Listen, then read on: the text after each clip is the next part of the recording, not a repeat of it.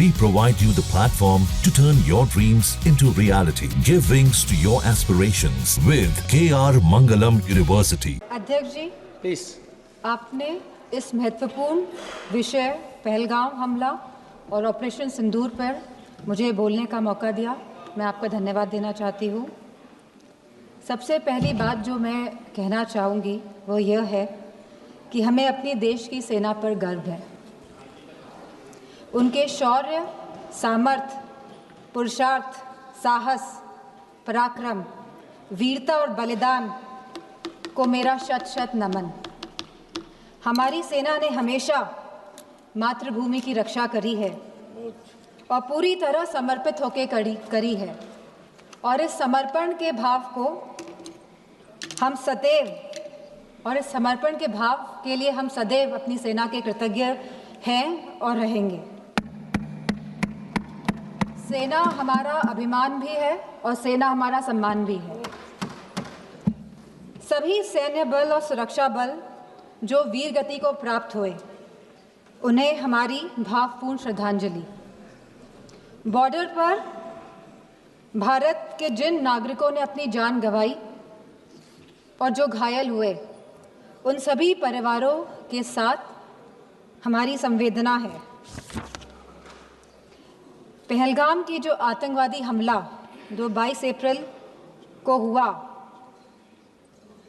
वह कहीं ना कहीं भारत की सुरक्षा पर आघात था। जहां एक तरफ सरकार यह कह रही थी कि सब कुछ नॉर्मल है कश्मीर पे, तो कहीं ना कहीं इस सरकार ने नेशनल सिक्योरिटी की कीमत पर कश्मीर में नॉर्मलसी का जो नैरेटिव सेट करने की कोशिश करी। पहलगाम की घटना कहीं ना कहीं उसी का अंजाम भी है। हमारा सवाल सीधे सरकार से यह है कि आखिरकार यह घटना क्यों घटी। आखिरकार पहलगाम में बाइसान वैली में जहां हज़ारों टूरिस्ट रोज़ जा रहे थे अपने परिवारों के साथ, और मैं पूछना चाहूँगी सरकार से कि अगर आपके परिवार के या हमारे परिवार का कोई भी सदस्य कश्मीर जाता, घाटी में घूमने जाता, तो बिना सिक्योरिटी के क्या आप उन्हें भेज देते? बिना किसी सुरक्षा के आप उन्हें भेज देते? तो क्या एक भारतीय की जान की कोई कीमत नहीं है? कहीं ना कहीं जो यह घटना घटी है, इसके लिए पूरी तरह से यह सरकार जिम्मेदार है और इसको रिस्पॉन्सिबिलिटी भी लेनी पड़ेगी और अकाउंटेबिलिटी भी सेट करनी पड़ेगी। और जिस समय घटना घटी तो भारत में अमेरिका के वाइस प्रेसिडेंट्स JD वांस भी यहाँ मौजूद थे, और जब भी इस तरह के VIP गेस्ट भारत में होते हैं तो हमेशा कश्मीर घाटी में सुरक्षा बढ़ाई जाती है। लेकिन इस बार जो ये चूक हुई है, और यह खाली बरसान वैली की बात नहीं है, 60 और ऐसे टूरिस्ट डेस्टिनेशंस थे जहाँ पे कोई भी सुरक्षा नहीं थी, और आपके कहने पर ही, भारतीय जनता पार्टी की सरकार के कहने पर ही टूरिस्ट कश्मीर जा रहा था, इस भरोसे के साथ, इस विश्वास के साथ कि वह सुरक्षित है। और यह जिम्मेदारी अंतोगत इस सरकार ने, भारतीय जनता पार्टी के नेताओं ने क्या कहा कि यह जिम्मेदारी टूर ऑपरेटर्स की थी वहाँ की सुरक्षा की, जो बहुत ही गैर जिम्मेदारा बयान है और साथ ही इनकी संवेदनहीनता को भी दर्शाता है। ऑपरेशन सिंदूर में जहां भारतीय सेना ने सटीकता से पाकिस्तान और POK के अंदर 9 टेररिस्ट कैंप्स या आतंकी ढांचों को तबाह किया, को निशाना बनाया, और जब हमारा पल्ला भारी दिख रहा था तो ये सीज फायर का जो अनाउंसमेंट हुआ, बात ये नहीं है कि सीज फायर का अनाउंसमेंट हुआ, बात यह है कि सीज फायर का अनाउंसमेंट किसने किया। किसी भी भारत के मंत्री ने या कोई भी भारत के ऑफिशियल हैंडल से यह अनाउंसमेंट क्यों नहीं किया गया? भारत के देशवासियों को क्यों यह सूचना एक अमेरिका के राष्ट्रपति के द्वारा मिली, सवाल इस बात का है सेम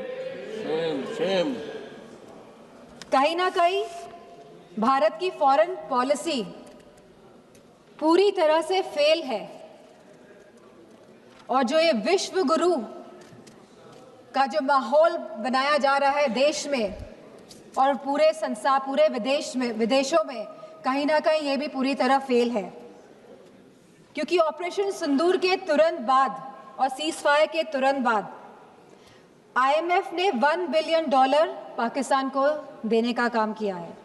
वहीं वर्ल्ड बैंक ने $108 मिलियन पाकिस्तान को देने का काम किया है। एशियन डेवलपमेंट बैंक्स ने $800 मिलियन देने का काम किया है। I will finish in 2 minutes. वहीं UN सिक्योरिटी काउंसिल में पाकिस्तान को काउंटर टेररिज्म कमेटी का वाइस चेयरमैन बना दिया गया। यह दर्शाता है कि भारत की फॉरेन पॉलिसी पूरी तरह विफल हुई है। और यही नहीं, पहली बार चीफ ऑफ आर्मी पाकिस्तान का अमेरिका के राष्ट्रपति के साथ लंच करने का न्योता मिला और लंच किया। और बात यहीं पे समाप्त नहीं होती है। आज जनरल माइकल कुरेला को प्रेसिडेंट ऑफ पाकिस्तान ने प्रेस्टिजियस निशान-ए-इम्तियाज अवार्ड भी दिया है। तो ये रिश्ता जो पाकिस्तान का और जो अमेरिका का है, और इन रिश्तों के बीच में भारत का खड़ा है, सवाल इस बात का है। सवाल ये भी है कि अगर चीफ डिफेंस स्टाफ ने ये बात कही कि हमारे लड़ाकू विमान गिरे हैं, तो लड़ाकू विमान तो गिनती के हैं, आज नहीं तो कल तो पता ही चल जाएगा कि कितने लड़ाकू विमान गिरे। प्लीज मां। तो सरकार को क्या दिक्कत है बताने में?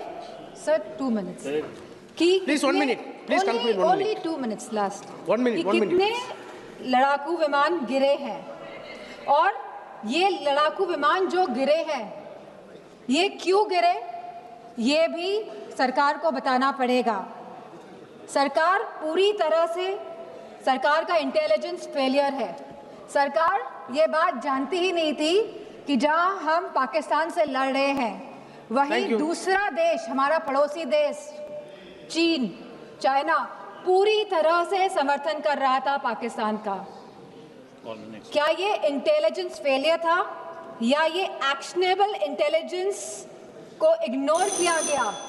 Please please please. तो मैं अपनी बात यहीं पे समाप्त करते हुए कहना चाहूंगी कि जो भारत का जो डिफेंस का बजट है, जो 1.9% ऑफ द GDP है, इसको बढ़ाया जाए, इसको 3% किया जाए, और वहीं अग्निवीर जैसी योजना को समाप्त किया जाए, और जो लेटेस्ट टेक्नोलॉजी से जो आज लड़ाई हो रही है, जो वॉरफेयर चल रहा है, तो भारतीय जनता पार्टी की सरकार है, तो वो जागरूक बने इसके प्रति। धन्यवाद। Thank you.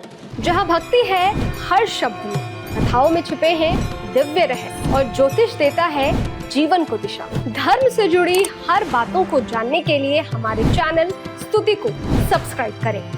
चैनल पर जाने के लिए इस लिंक पर क्लिक करें।